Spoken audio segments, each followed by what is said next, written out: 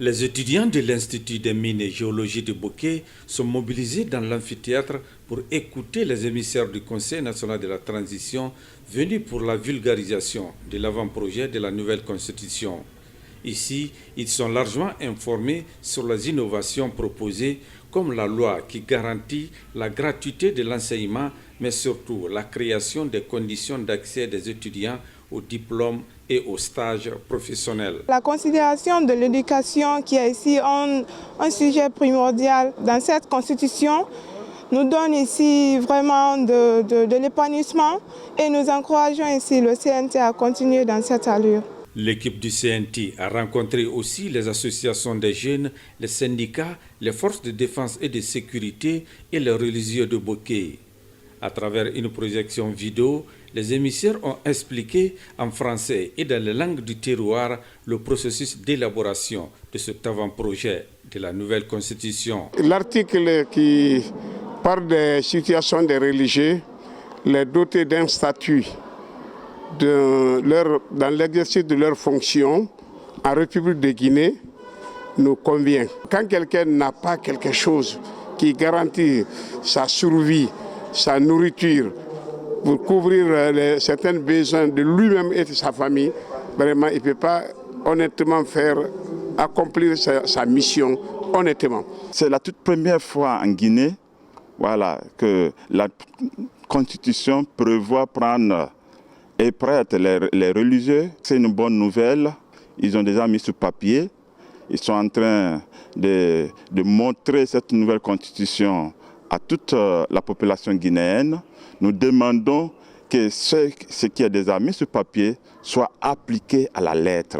Au terme de ce tour d'horizon dans la commune urbaine de Bokeh, la commission du CNT et les autorités préfectorales se sont réjouis de ces échanges avec les différentes couches sociales. C'est la fierté, l'honneur, la joie, le bonheur d'être allé sur le terrain au plus proche des populations, au plus proche de leur réalité, au plus proche de leurs préoccupations, pour les entendre et pour s'imprégner de ces réalités-là, pour mieux écrire l'avant-projet de cette constitution qui va devenir le projet définitif. Depuis 3 jours, cette mission est là, ça se passe très bien. Les gens sont libres de poser les questions, personne n'est interrompu, personne n'est intimidé. Les conseillers du CNT sont attendus dans les 9 sous-préfectures de Bokeh pour édifier davantage les citoyens à la base sur le contenu de cet avant-projet de la nouvelle constitution.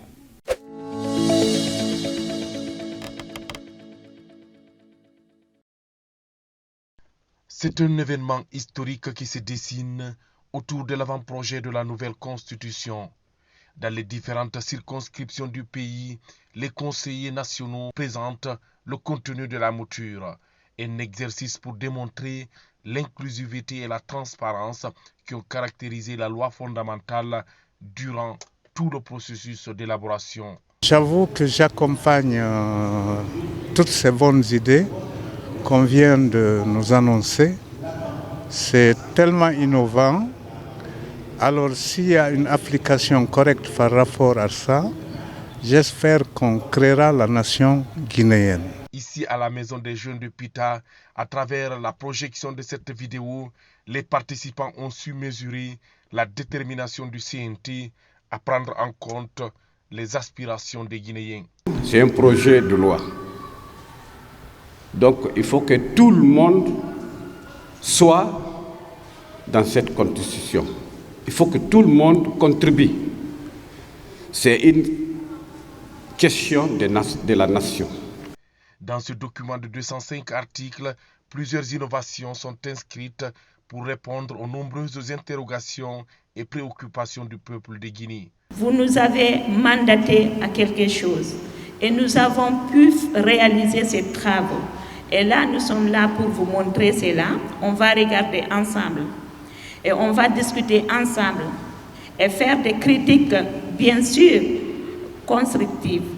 Et pour que vraiment qu'on puisse avoir une constitution qui nous rassemble et qui nous ressemble. À langue nationale, les émissaires de l'organe législatif de la transition ont éclairé la lanterne des populations sur les verrous initiés contre toute tentative de modification.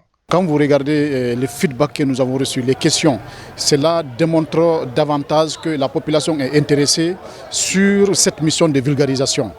Donc nous avons collecté beaucoup d'informations aujourd'hui, nous avons eu un retour et des propositions allant dans le sens d'améliorer l'avant-projet de cette nouvelle constitution. Dans ces jours-ci, la délégation des conseillers nationaux de la transition est attendue dans les différentes communes rurales pour expliquer aux populations l'esprit et la lettre qui gravitent autour de cet avant-projet de la nouvelle constitution.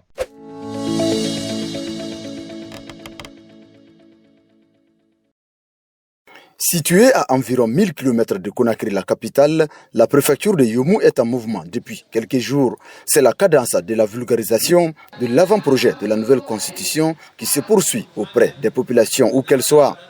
Nous avons partagé non seulement la configuration du document, mais aussi toutes les innovations qui ont été apportées dans l'avant-projet.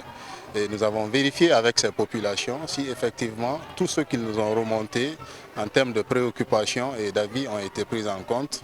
Donc de par-ci, par-là, les uns et les autres nous ont fait de nouvelles recommandations. C'est une réaction de satisfaction puisque la population de Yomou a accepté avec joie et satisfaction les innovations qui ont été effectivement marquées pour le projet de la nouvelle constitution. Ce tête-à-tête avec les émissaires du CNT procure aux participants quelque chose de bien plus important qu'un simple échange.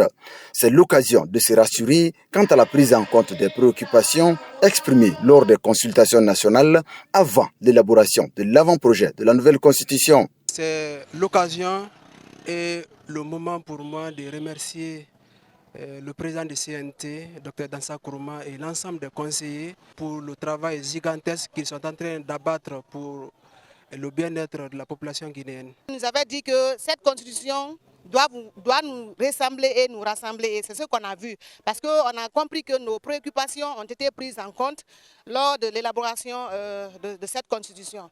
Donc nous en sommes fiers. Au même moment, les rencontres d'échange et de partage ont eu lieu dans d'autres préfectures de la région forestière. À l'université de Zérékoré par exemple, cette conférence de débat offre aux étudiants et encadreurs l'opportunité d'asseoir leurs propres convictions sur le bien fondé de plusieurs points innovants de l'avant-projet de la nouvelle constitution. Sur l'avant-projet, je vois bien des idées de clairvoyance. Je vois réellement que si la Guinée parvient à mettre en action ce qui est dit dans l'avant-projet, nous pouvons espérer trouver une Guinée meilleure et prospère à l'avenir. Dans les années antérieures, pour être maire, député, même président de la République, il faut être présenté par un parti politique. Et voilà l'innovation qu'on nous propose. Si ça doit nous ressembler et nous rassembler, il faut aller vers les propriétaires de cette constitution, discuter avec eux de la nouvelle constitution et qu'eux aussi à leur retour qui donnent leur avis sur cet avant-projet avant l'adoption. Lorsqu'on parle au niveau de l'éducation, il y a eu beaucoup de réformes cette année parce que nous avons vu une très grande différence. L'année passée et cette année, il y a une très grande différence dans l'amélioration de nos manières de faire. Considérées comme le grenier du pays, les populations de la Guinée forestière espèrent amorcer le développement tant attendu à partir de l'adoption de la nouvelle constitution avec ses principaux points innovants comme l'éducation obligatoire pour tous jusqu'à 16 ans ou encore la couverture sanitaire gratuite pour tous.